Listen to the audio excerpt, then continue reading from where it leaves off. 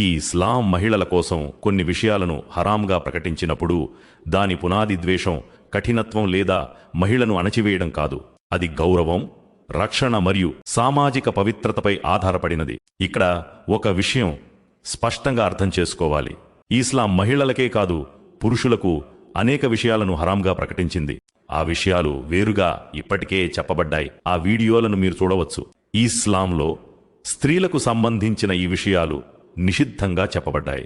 మహరం కాని అజ్ఞాత పురుషుల ముందు జుట్టును తెరవడం లేదా అలంకారాన్ని ప్రదర్శించడం. సూరత్ 24 ఆయత్ 31. షరియత్కు అనుగుణమైన పరదా లేకుండా ఇంటి బయటకు వెళ్లడం లేదా అవసరం లేకుండా ప్రదర్శనతో బయటకు వెళ్లడం.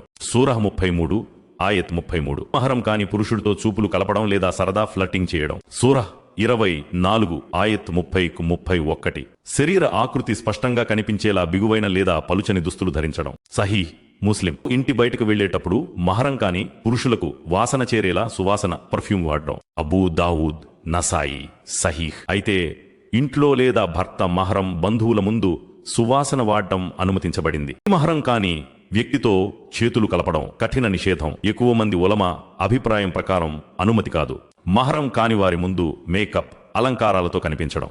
సూరహ్ 33 ఆయత్ 33. కృత్రిమ జుట్టు పెట్టడం, కనుబొమ్మలు మార్చడం, కృత్రిమ పలకలు ఐలాషెస్ పెట్టడం. సహీహ్ ముస్లిం. వుజూ సమయంలో గోర్ల వరకు నీరు చేరని విధంగా నెయిల్ పాలిష్ వాడటం.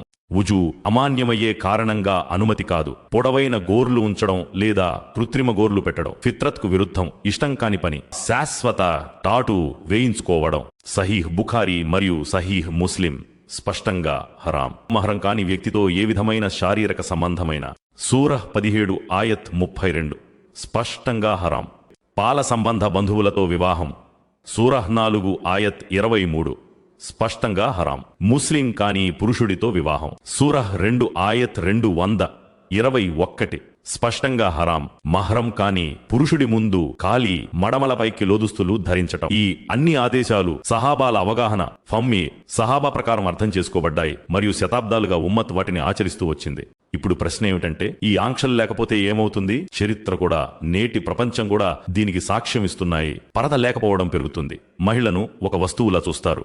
వేధింపులు, వ్యభిచారం, అత్యాచారాలు పెరుగుతాయి. చివరికి మహిళే అత్యంత అసురక్షితంగా మారుతుంది. ఈ ఇస్లాం మహిళను వీధులు, మార్కెట్లు, ప్రకటనల అలంకారంగా చెయ్యదు. ఆమెను గౌరవనీయమైన తల్లి, కుమార్తె మరియు భార్య స్థాయిలో ఉంచుతుంది. ఈ ఆదేశాలు మహిళకు వ్యతిరేకం కావు, మహిళ హక్కులోనే ఉన్నాయి. ఈ ఇస్లాం అణచివేయదు. ఈ ఇస్లాం అవినీతిని ఆపడానికొస్తుంది.